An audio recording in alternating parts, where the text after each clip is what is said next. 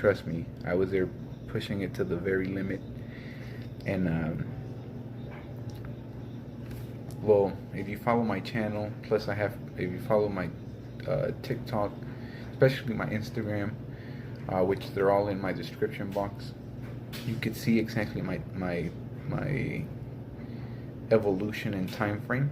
So you know, hey, well, this guy's clearly not bullshitting if he went from 130 to somebody muscular, as you could see on the videos. Anyways, what I'm getting to is there was a, well, I'm getting sidetracked here. There was a time where I remember training that much, and yes, I was there even crying, vomiting, you know, wanting to leave, but I just kept pushing myself because I just had that discipline. Because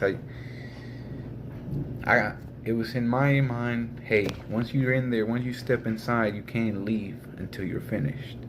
And I was doing these marathons because in my mind, that was going to give me great results, which it actually did, but it came with a heavy cost, and I'm getting to that.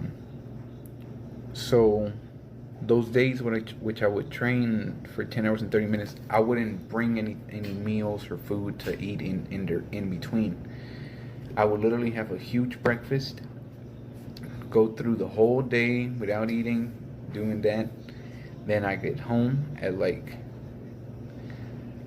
9:30. I remember the worst day. On the worst day I got home at like 10:30.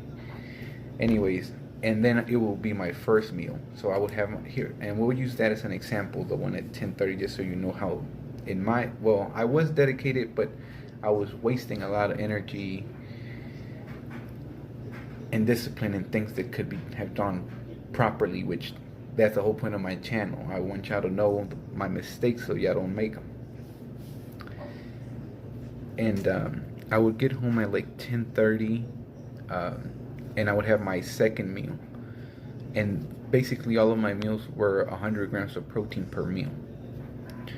And that's another thing. I was hitting a shitload of protein when I didn't necessarily have to have that much protein. But by then, I didn't know exactly grams per kilo per body weight. I just knew, hey, you have to eat a shitload of protein to get big. So I was hitting 300 grams of protein. Regardless of, because you know, there's this myth that you have to eat every 3 hours or so. I didn't know that either. But thankfully I didn't know that, because that would have fucked with me. Well, excuse my language, but would have messed with me. And so anyways, I would eat, I would get home, I would eat my 100 grams of protein, and then I would wait 2 hours, which if it was 10:30, I would have to eat 11:30, 12:30. Then I would force another 100 grams of protein, and then after that I would have to, whoa, this is bringing back memories, and it sucks to even think about it now. Whoa, it sucks bad. And then I would have to wait another 2 to 3 hours for it to digest, because if you try to go to sleep after eating a huge meal like that, you're not gonna go to sleep. You're just gonna be tossing and turning. So in my mind, in that case, it was better to stay up, let it digest, and then I would go to bed at 3 and be up by like 9. But now that I know recovery, even then with 3 hours of digestion and all that, it was not proper. It was not proper recovery.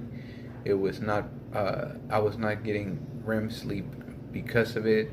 And then if you eat right before you sleep, you tend to wake up to go to the bathroom. There was a lot of